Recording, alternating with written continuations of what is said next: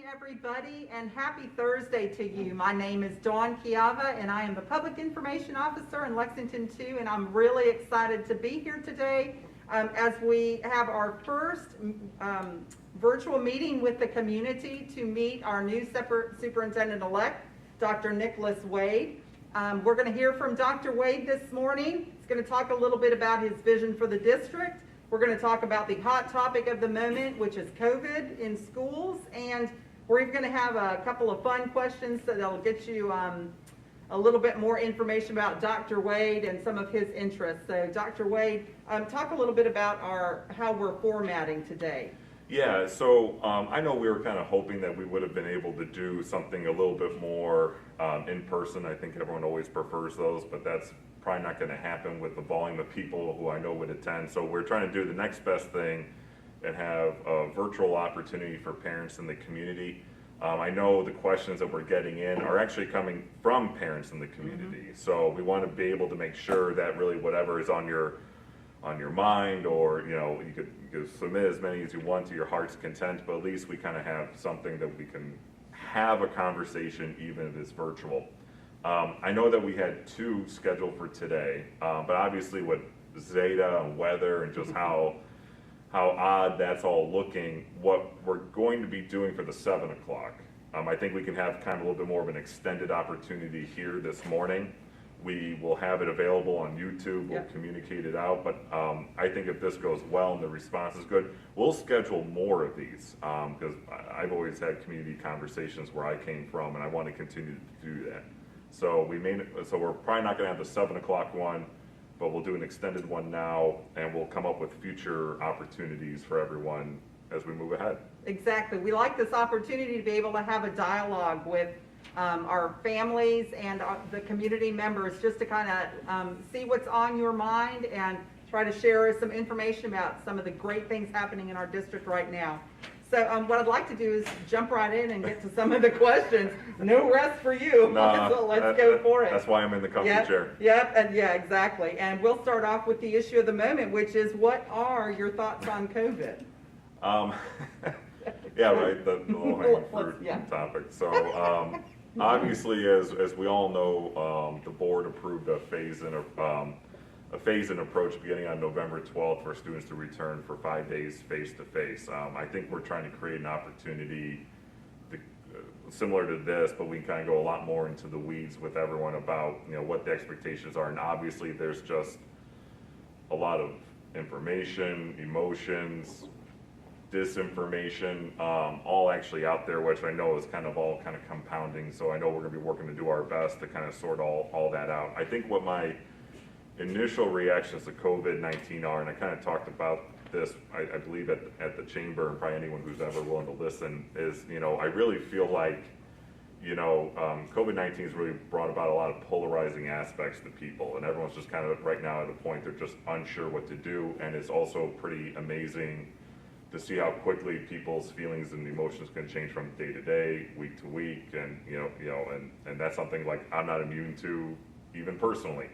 And I think with the sensitivity behind that, I just really want to try and do the best I can to stress to everyone that I think during this time it's really important to kind of, at the very least, be very appreciative of what all the educators and teachers are really trying to do out there, because not just them, but the leaders, everyone's operating with very little information, or it's fluid at best, and for me, if I really wanted to, it's very odd for me to kind of see, where you have Department of Ed or other leaders, trying to advocate for a return to school, but then they're virtual. I mean, so there's just a lot of mixed emotions. I don't think there's really like a black and white response to it, but it's really almost adapting to what we can do best for our students and parents as we go through. Right.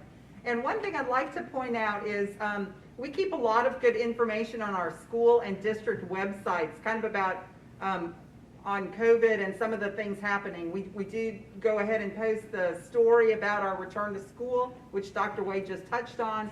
The first group of students who are heading back will be going on November 12th. We also keep there a status of COVID cases in our schools among students and staff, and that might be something that families are interested in tuning in and seeing what the latest is at their child's school. We also have on that list the protocols for how we handle positive cases in our schools, and so that's good information, and I'd encourage families to keep an eye on that, and on social media where we also do that. And I think, you know, that's where, you know, I kind of was mentioning earlier, really, I think we're trying to work on a way that we can kind of streamline all that. Exactly. And really kind of get into the weeds conversation, because I think COVID-19 is really just its own separate 1 to 3 hour discussion. Exactly, and that may come. Yeah, it probably will be 3 hours. That's like Lawrence of Arabia. Anything else on COVID for the moment? Not at this moment. Okay, well then let me give you an easier one. What do you feel is the biggest difference between Illinois, where you just came from, and South Carolina? The heat. No. I think everybody's The heat agreeing. was an adjustment. You know, it's funny because like I get asked that question a lot by a number of people, and I kind of almost have two different responses to it. One is kind of what it is professionally, and then like what it is personally. And I think professionally, you know, what I tell everyone is like, you know, when you're a superintendent, like, I mean, everything that makes up a district or affects a district, it's the same ball game you're playing. You know, some of the things might be like maybe a certain code or law or something might be different, but you know, if you're a superintendent in Illinois, South Carolina, Idaho, Texas, you're gonna have board members, you're gonna have key community influencers and stakeholder groups or politics. I mean, all that's really the same. I feel like what's been the biggest takeaway for me, like on a personal level, and I shared this with the board on Tuesday, is, you know, everyone's just been fantastic and really kind of helping me really feel comfortable and acclimated, and you know, and I don't want to make everyone up, you know, up where I came from seem like cold and callous, but like it's, I mean, that was just so fundamentally different for me, where everyone was very earnest, and everyone wants to make sure not only am I doing okay in terms of transition to superintendent, but people first question is not so much about the superintendency, it's about how are you? Right. Are you okay? Are your, you know, is your wife, your kids, where are you at? Have you gone to these places? Have you, you know, you should do this on the weekend. And that to me has been fantastic, because the, you know, the dad joke I kind of give is you know, it feels like I've been here a lot longer, but in a good way, because it just feels like you have. Everyone makes you feel that way. And I think Dr. Wade hit on something that a lot of us in Lexington too talk about a lot, and that is the real sense of community that we have here in Lexington too, the warmth, everybody knows everybody. A lot of our folks who graduate and go away to college or a job often move back here and start their families, and so we love that connection about us. I mean, we're in this kind of big area, but we're a close-knit small community. Yeah, small town with a lot of people, but yeah, you're right, and you know, that's kind of where like the surveys that came back, and just even not just surveys, but just engaging with everyone. Right. I mean, overwhelmingly, when I say overwhelmingly, I think I might only need two hands, like, you know, to have the different responses for when people said what's the greatest strength of Lexington too, you know, is the community, the pride thereof, and so. Yeah, that's what makes it really special to me. Okay, now back to the meat. I'm noticing a pattern already. Yeah, please explain your views on testing and what you think is an appropriate amount for students. So I know testing is on everyone's mind, and I think this is going to be a wonky answer. So I kind of want to warn everyone about it, because there's obviously things the state mandates, like we can't change that. You know, so when they have this expectation of you have to take these end of the year tests, or they demand that you have X number of locally administered assessments, meaning ones that we, the district, decide to use, that we give to everyone to monitor growth. Like, those are things beyond our control. Like, I mean, that's just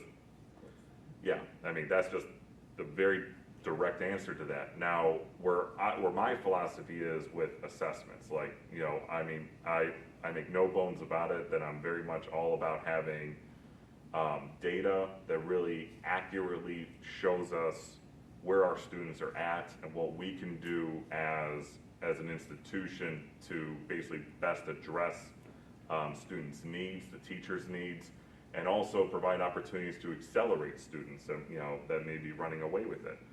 And that comes in there the wonkier explanation, which is I like assessments that are called curriculum-based measurements.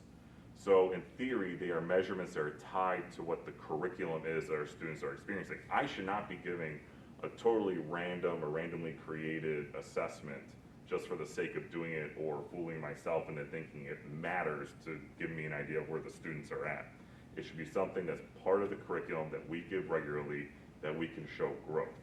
So the way that I look at that are kind of like, imagine if you had end of unit summative assessments. So like, we know those to be like tests, projects, papers, all those wonderful things that we know and love, but that you do them enough that you can see the growth on there. To me, that's valuable, and I like those types of assessments.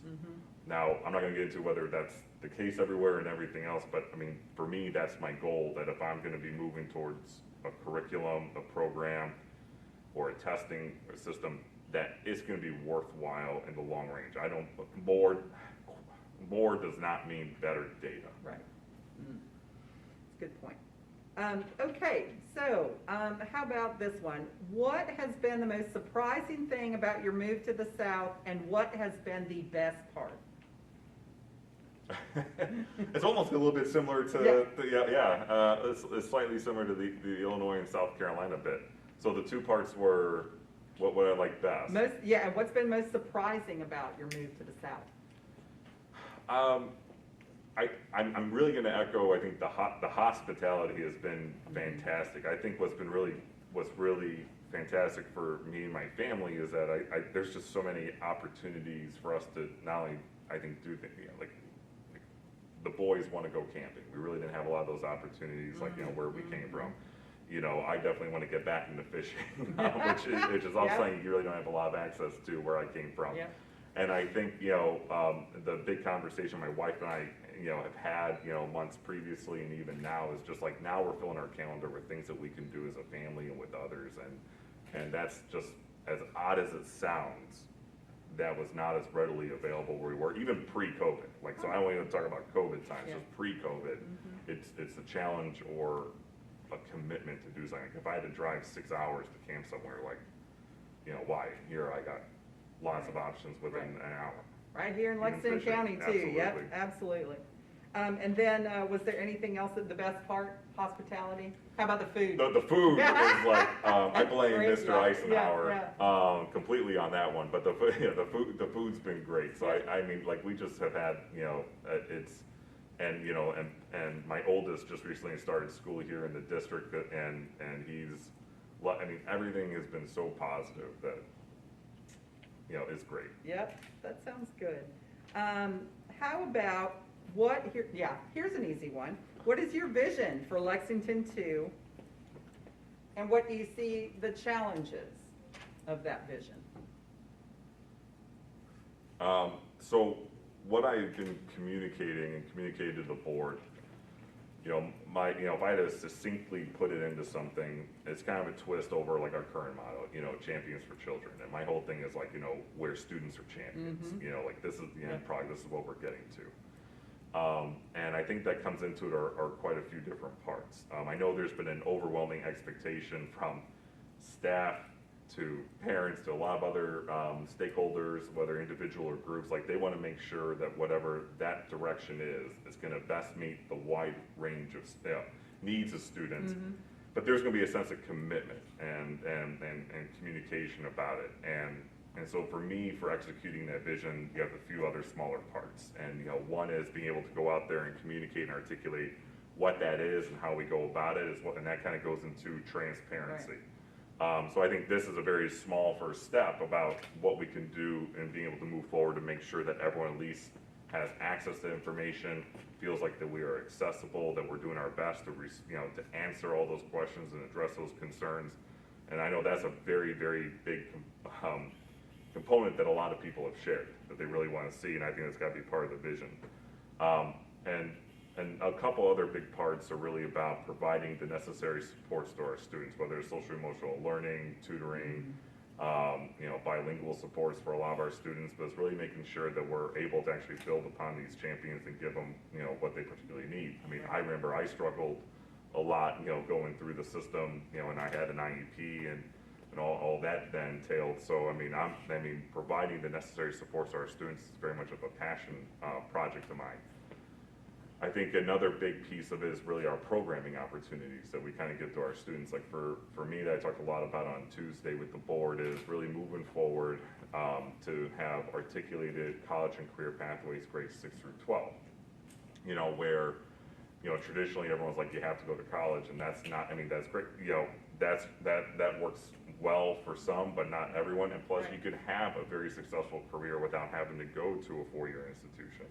So I think for us as a school district, it's really being able to provide the support and the direction and the commitment to allow students to really kind of follow their interests and be successful in that in a post-secondary career.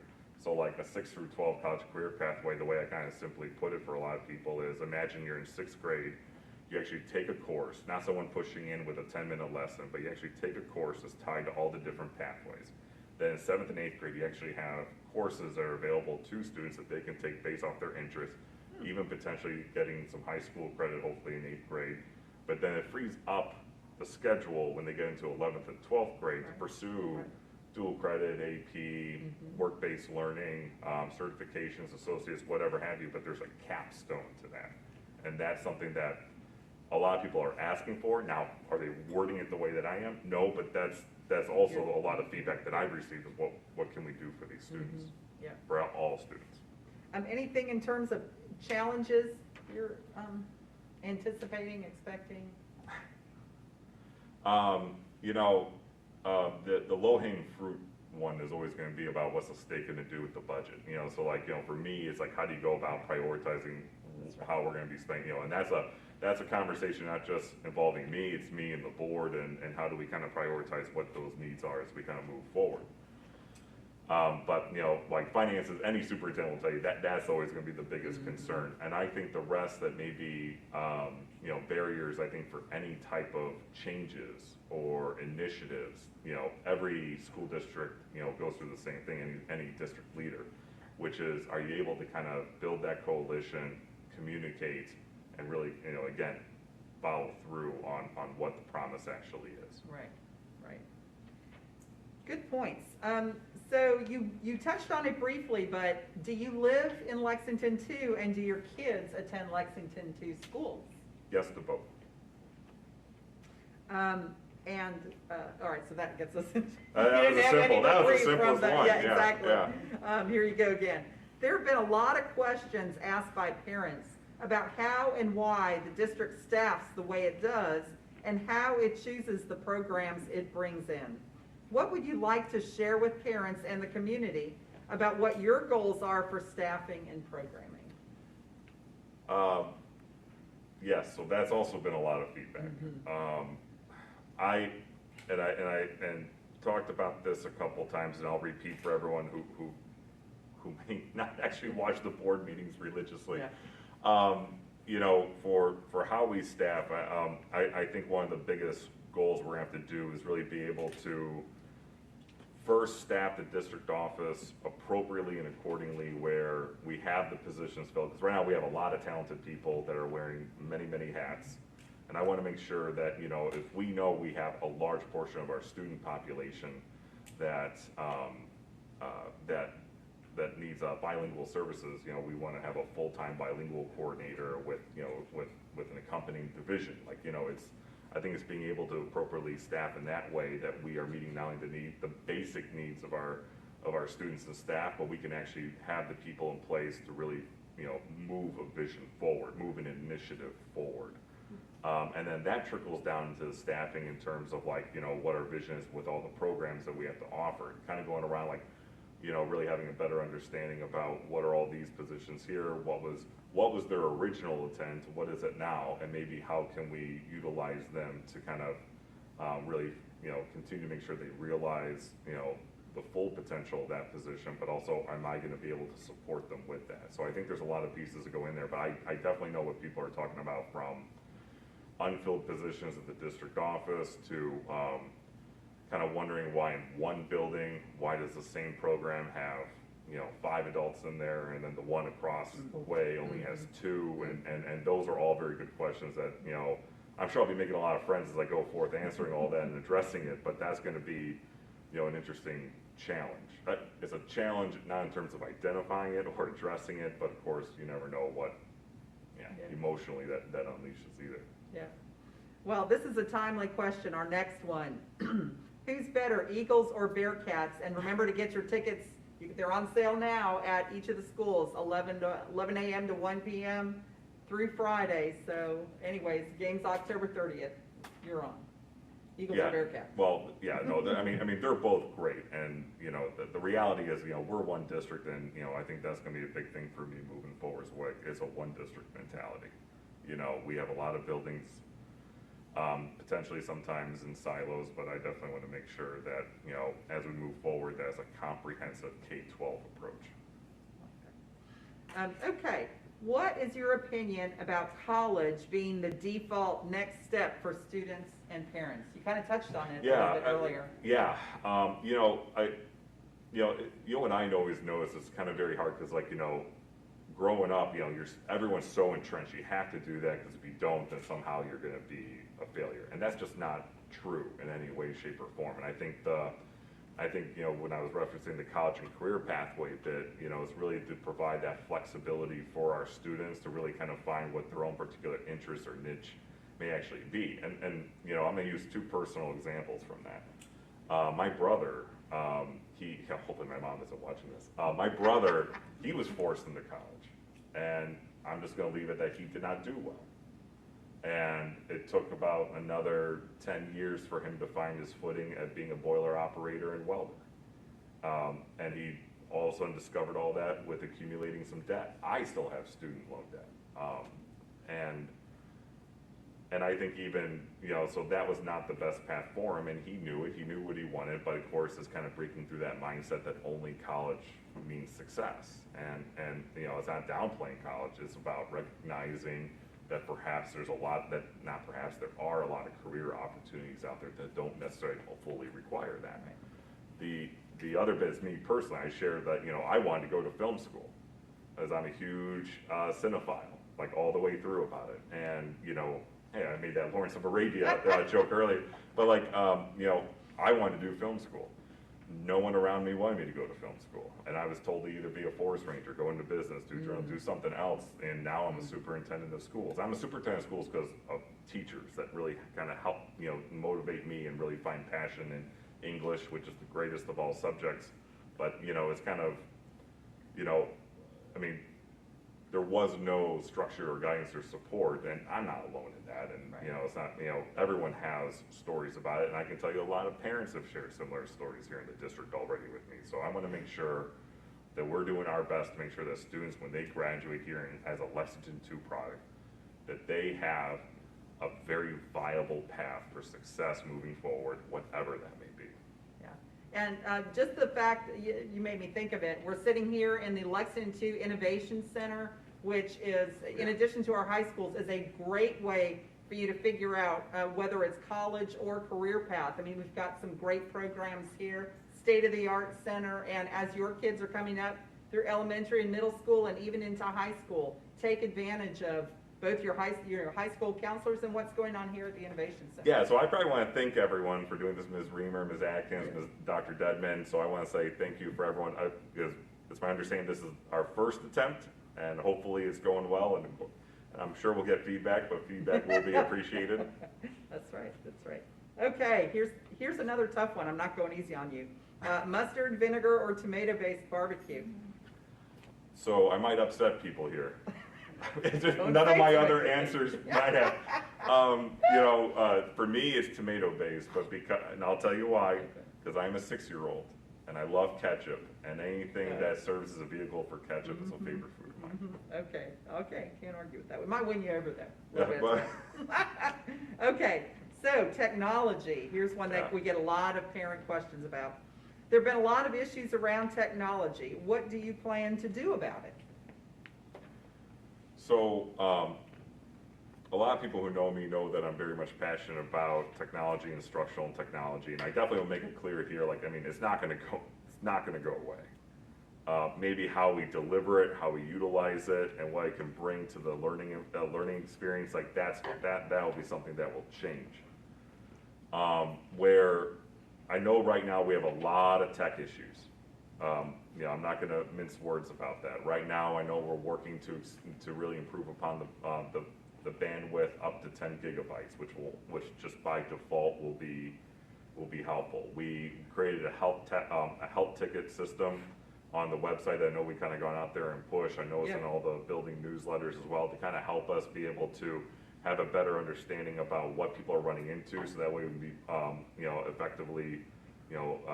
effective in how we respond, but also try and be proactive in a lot of things that we identify. But I think a big piece that a lot of people have been communicating is that, especially from all the surveys, we had almost 1,500 people in total respond to our tech feedback survey. And a lot of it too is about use and expectations, communication. So it's kind of going back to that communication piece I was mentioning earlier. But even in terms of capacity, I think that's going to be something we're going to be working on, where what can we do for our students, staff, and parents that everyone feels very comfortable with the tools that we have. Because being comfortable with these tools is not something, is something that's not just important when you graduate, but it also gives us as a school district other opportunities to bring in different types of programs and resources that may not otherwise be available to us. Right. So in short, I think everyone can mentally prepare that there's going to be a tech initiative that's going to be developed over the next few months and presented out to everyone. So people will know what's going to happen, not just in the rest of this year, but what are we going to do for next year and the year after that. So that way everyone has a clear understanding this is the multi-year plan moving forward. I also wanted to throw in a plug for our surveys, which as our families have been getting a few of them lately, and we've gotten some great responses. Please keep those coming. It's a way to make your voice heard, yet another avenue to do that. And I hope people are starting to see some of it, and and I hope right now it can be seen in a couple of ways. One is, if you're really bored and you want to watch the board meeting from Tuesday, by all means go there and you go to my portion where I kind of summarized for the board. It's like, what, 45 minutes? Forewarning, it was 45 minutes. It's not so much a summary, but really kind of what I've been hearing from everyone about where to kind of go forward. So I think a lot of people will be pretty happy to see that's being heard. It was presented to the board as well, and definitely will be part of that path in that direction forward. And even the tech help. There's only so much we can do right now, and I know people probably, I'm sure someone's already doing this to their computer, and but it's like there's only so much we can do now within the confines of the school year, but we are working about what we can do for next school year and beyond, and that's something that we hope to communicate in the next few months. Thanks. Okay, here's one. What do you feel is the most important thing to a student's education? It really comes down to who's in the classroom. And I think my job as a leader is to make sure that everyone has the resources necessary to make sure that they are going to be successful and responsive to our students. We have a lot of great staff here, and I think for me, as someone who started out in a self-contained classroom, as one of the first preschool and special ed programs in that district at that time, like, I know how important it is for the person in the classroom to kind of get you motivated. Bennett, my oldest, number one son, he's a chip off the old block, something about firstborn males. So like, he very much, did struggle a lot. And he found his way because of Miss Kelsey. It's not because I'm a superintendent or that has nothing to do with it. It's about who is in the classroom, and that really mattered most. So that's to me, I want to make sure everyone feels comfortable and safe, and that they feel when they left, that when the child even leaves the classroom, what are they telling their parents when they get home? And hopefully it's something positive. Okay, here's an easy one. Got a couple big ones.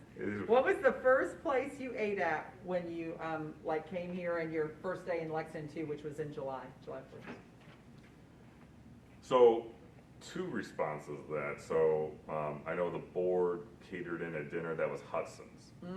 So I don't know if I just sparked a Hudson's more recent debate. Anyway, but like we'll see what happens with that answer. Wouldn't that be funny?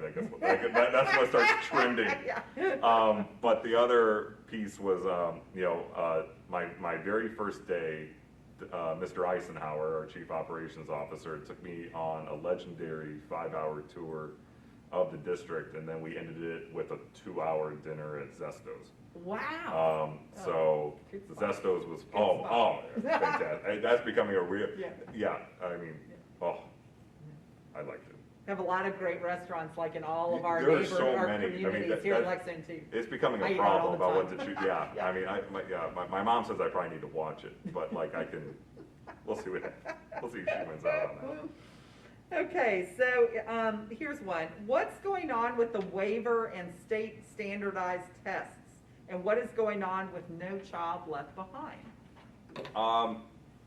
Well, so here's another wonky answer for everyone. Well, first, No Child Left Behind, because I know I've also heard that a lot too, engaging with people, and I always try and explain where we're at. No Child Left Behind no longer exists. You know, that's just the fact.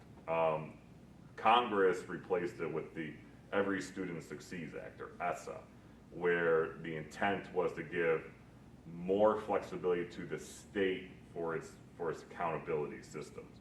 So a lot of what we have now is a product of the state. Now, believe it or not, if you're bored, feel free to go from state to state and look at their report card system. You'll see that's all very, very comparable. Like, the things that now that we're looking at multiple measures of success, where it's not just solely about test results, it also matters about students you have going into, CTE, who are CTE completers, that are, what are how many are taking dual credit classes, which is not really the same as AP, but, everyone's trying to diversify what it means to be successful. So that's what the Every Student Succeeds Act is, and that's what replaced No Child Left Behind. Now I'm almost worried I'm gonna have to give like an hour presentation about the Every Student Succeeds Act, what that's all about. But the state testing and waiver, that's actually up to the feds. We can't, no state can waive anything without first approval from the federal government, which they've made very clear, it just ain't gonna happen. The other piece that is in South Carolina, even if that is granted, the General Assembly would still need to, the state legislature would still need to allow that to happen with the state superintendent, and that seems mixed at best. So, yeah, I can't do anything about it aside from advocate. Yeah. Okay, here's one. Did you come from the private sector? And is the superintendent-elect position really a CEO position? Yeah, no, I got in that a lot. Yeah. Yeah, I think the elect thing is throwing people off. No, I'm not a CEO or any of that. I didn't come from the private sector, unless you include all my years at Taco Bell and there you go. JCPenney Yeah, and Goodwill. I worked there a lot. And but with I'm an educator through and through. Was a high school English teacher, then assistant principal, did the whole building route, then assistant soup, been a superintendent, so, nope, education, public education. This is a tough question. How can we expect to catch our students up after a loss of 8 months of learning due to COVID-19?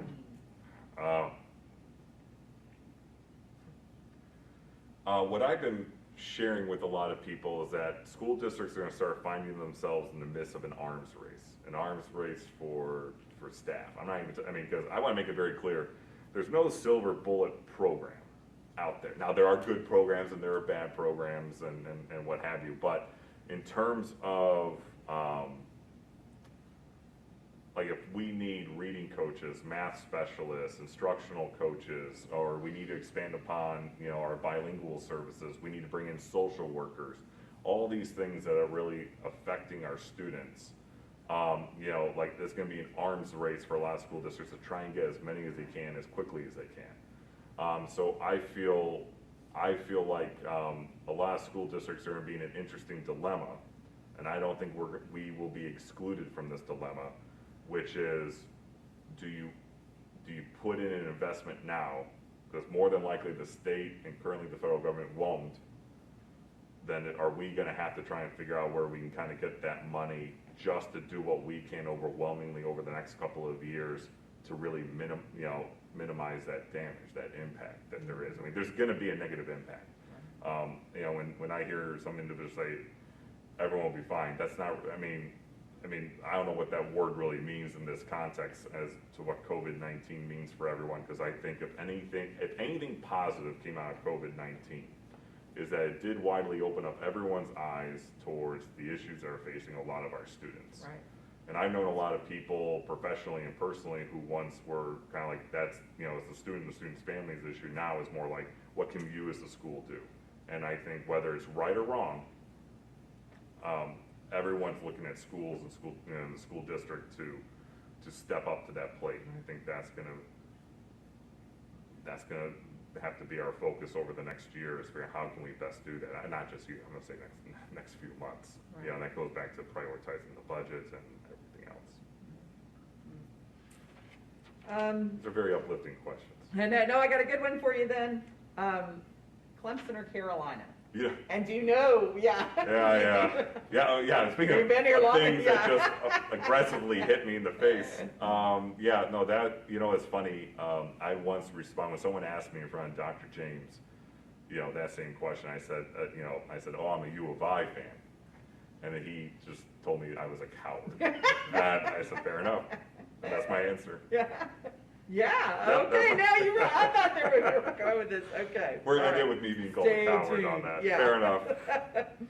So what is your philosophy about micromanaging what happens in the classroom?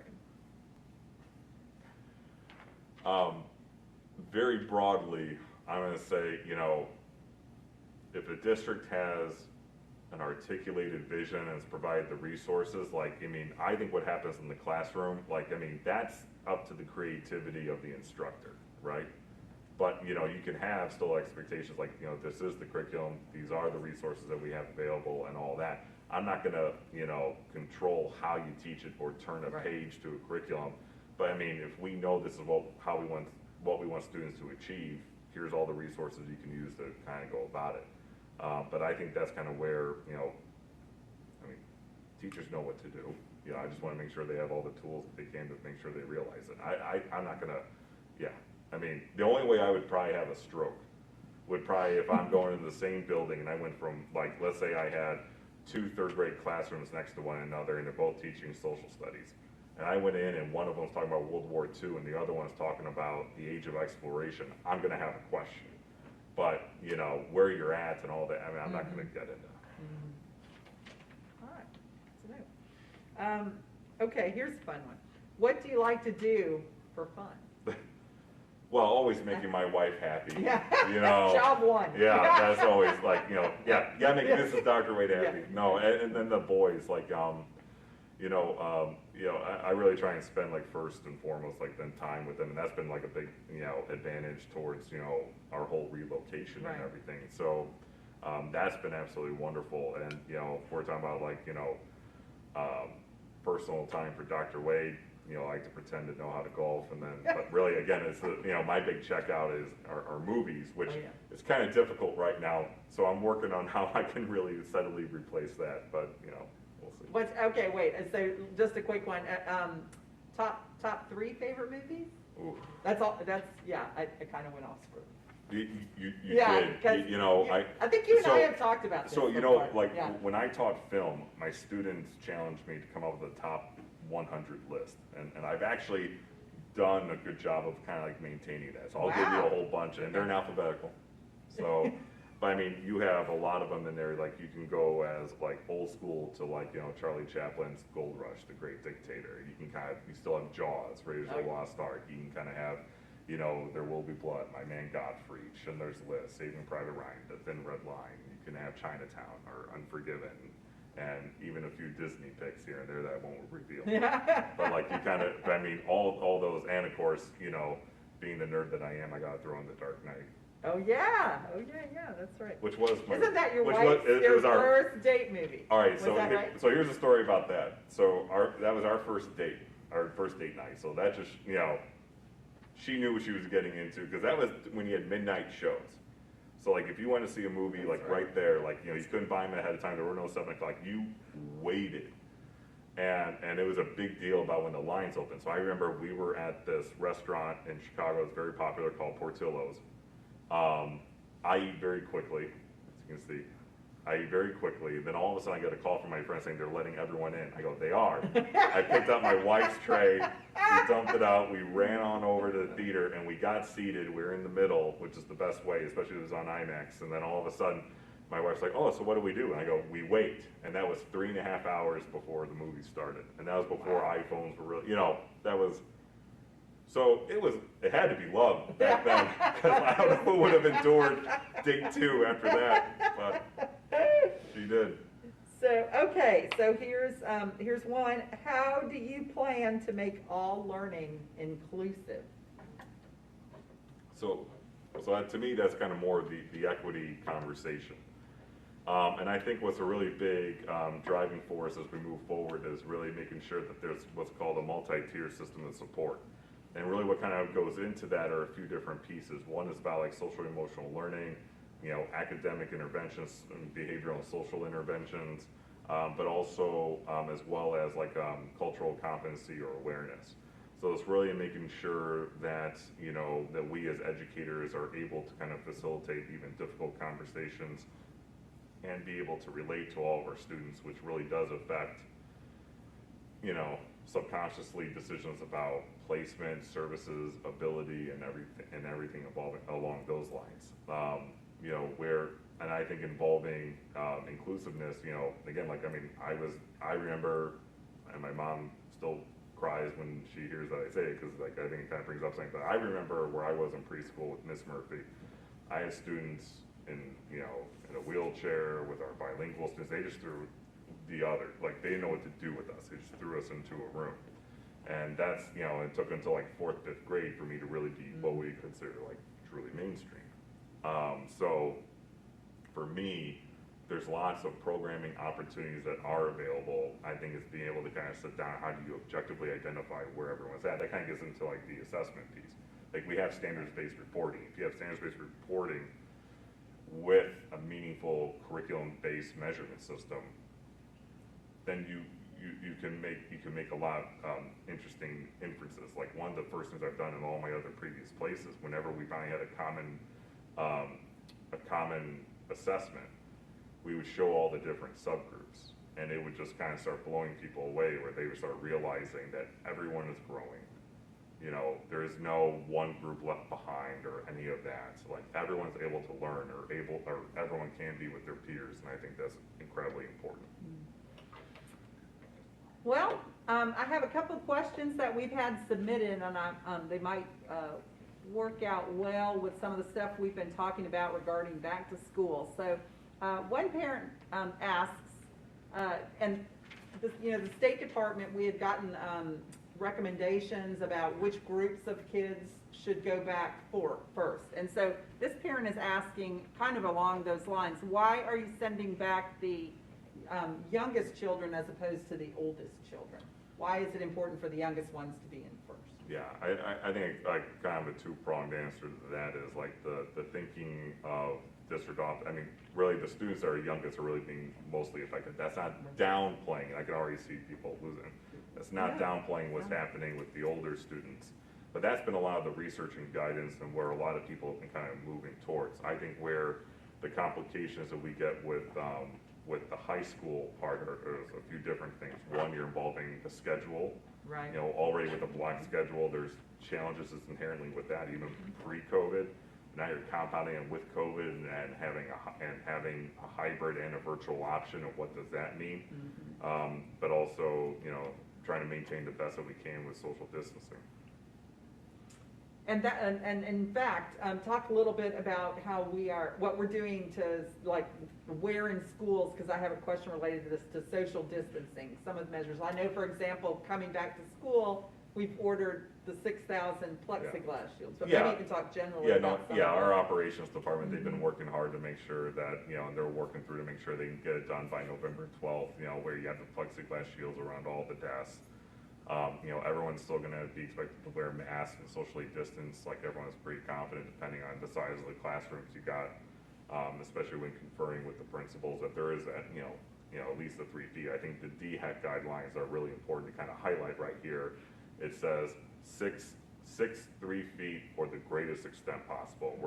And us as a district, we're trying to do not the greatest extent possible, which I feel is code for DHEC not really caring, to really trying to do at least 3 feet. Well, and yeah, you'll remember the American Academy of Pediatrics. I probably didn't get that name correct, but I remember they had come up with some like 3 feet. Yes. They're kind of yeah, and everyone's still going to wear masks. And of course, I think what's important when you look at these DHEC guidelines, like if we were actually 6 feet apart, we could take off our masks. Right. But if we're 3 feet apart, Right. we can still be close and have masks. Like Right. there's a lot of grayness to all of these guidelines, Mm-hmm. and I'm not doing that as an excuse for schools across the nation or us. I'm just Yeah. saying, like, that goes back to the fluidity and opaqueness of guidance that we continue to receive, and it's not just a South Carolina. It's my Right. God, Illinois was Everywhere. something else. Everywhere. Like it's everywhere. It does That's not right. matter where That's right. you're at. And I'd like to send a shout out to our families who have done a great job. The kids wear masks in school. Our Oh, teachers yeah. wear masks in school. That's whether you're inside or outside, basically. And our kids have been, from the youngest to the oldest, fabulous with wearing their masks. And I appreciate that. We had some concerns, just wondering how that was going to work out, particularly for the youngest kids. And Yeah. fantastic. And They that's have a tribute to what y'all have been, I know, sharing with them at home about telling them they need to do that. So thank you. Thank you. Let's see. Somebody wonders about the transition. Why didn't we just stay on the hybrid learning instead of bringing groups of kids back to school? This decision was based on feedback that we were getting from parents, community members, not just to the district office, but to the board of trustees as well. Yep. And we appreciate, I think Dr. Wade touched on this at the beginning about kind of what a fluid situation this has been, new case numbers every day and such. And we have appreciated the support and patience that our families have shown. This has been a hardship at home, we know, and it's been tough on our teachers in school, and just trying to keep everything with the focus on kids, whether they're in person, hybrid, or whether they're in our full-time virtual academy at home. So thank you to our parents for all the support that you've shown in these many months since all this happened. Yeah, and please thank the teachers. Like, if you're really gonna send something, just, even if you don't agree with everything that's going on, I would strongly encourage you at least share some appreciation to our staff. Let's see, hold on. Oh, why don't you talk, because I have a question, when do you foresee high school students going back? Why don't you broadly talk about our return to school plans? We're getting close to the noon hour, so that might be a good way to wrap up, and Oh my I'll God, check it's the been an last hour. question. I think we told everyone half hour. All right, well, all right. I apologize to everyone here in the Innovation Center, first off. That's what happens when you give an English teacher time to talk. So right now, with what the board approved, it'd be like December. You start bringing back, Early, like I would say early, like almost in the first week of December, I think is what we were talking about, early. December 2nd, then, then January 4th would be all, but we're gonna be, that was approved, also part of this approved is allowing the superintendent's office to continue to explore. Right. And I think, and we're gonna continue to do that. Right now, this is the plan, but as everything's been fluid. I Yep. think everyone's been aware of how fluid, not just here, but all school districts have been, so I'm gonna leave it at that. Yep. And again, we do have a story about the return to school and how that process will work at this point in time. And in there, people, some of the questions I've gotten, and I'm not, if you've sent a question in, it might be, and I haven't asked, it's because some of it we've already touched on with the plexiglass, with, when our groups of children returning. But we do have a story that also outlines, there's a lot that we've been doing, even at the hybrid point, to keep the kids safe. In terms of the social distancing, but also keeping traffic to minimum in the hallways, teachers change classes more often than the students. Did I just say prepackaged meals? Our cleaning protocols, all of this information, the things that we're already doing that seems to be working well. It's all in this story on the website, and I would encourage you, if you have concerns about just how are we going to keep kids safe, there's a lot of good information in there. Yeah, and again, I think we're going to try and do something as a district, like where we can kind of go into the weeds with everyone, hopefully over the next, couple of weeks, we can figure all that out. Yeah, well, it's going to exactly. be mine. Yeah, I have to be. Yeah. Yeah. And, and then hopefully we can have that more into the weeds, discussion with everyone. Yeah. And so is there anything I haven't asked you or anything you'd like to say as we I think we're at an hour. But what I do want to tell everyone that's watching, like a big piece of everything about moving forward, not just moving forward, but the basic functions of the school district is really, it's all contingent on the quality and the volume of information that kind of goes out there, and the ability for there to be engagement. So I kind of want to tell everyone, like, this was our first foray, and I think this went well enough that we're going to continue to do something like it. And obviously, no questions off guard. Exactly, it's off limits. But I think this is something we're going to kind of continue to do, and I really want to stress, so we will have more opportunities for there to be parent and community engagement. Hopefully we can kind of get something else out there, and we'll work with, we'll talk to all of our people and see what's doable and not overwhelming for everyone. But I think this is something that we can kind of continue to do. But I really want to stress if you do have thoughts, opinions, and everything else, or you want to have information, or by all means, as long as you're polite and you're not telling me to do something unpleasant to myself, I think there's always something that basically, by all means, reach out. I know a lot of people have already been pretty surprised or pleasantly surprised at my ability to respond or meet with people or even pick up the phone. So by all means, I encourage there to kind of be that ongoing level of engagement, and please provide feedback, because then I think we can use all that to kind of craft what some of our future community events are. That's a great point, and I was going to wrap up with that. If I didn't answer the question specifically, I know I just mentioned this, but Dr. Wade was saying that we're going to create a big guide on COVID with a lot of the questions we're getting that we think are going to be of use to a lot of families. So I'm going to take some of these questions I got that we didn't get to. If you've got more, the district website, lex2.org, there's an email, a way to contact us, send us COVID questions, or send them to Dr. Wade, and we are going to compile them. Yeah, I think it'd be good. Even with information that's already out there, it never hurts to reorganize, send out, explain a bit more. I think especially with, again, as fluid as everything is, even what were black and white answers 3 months ago may not be anymore. So, but we know it's passionate for everyone, and we know it's a pendulum. I enjoyed it. I enjoyed it too. Yeah, and we appreciate it. If you've hung out with us the whole hour, we appreciate it. or we apologize right here. We hope you've had some useful information.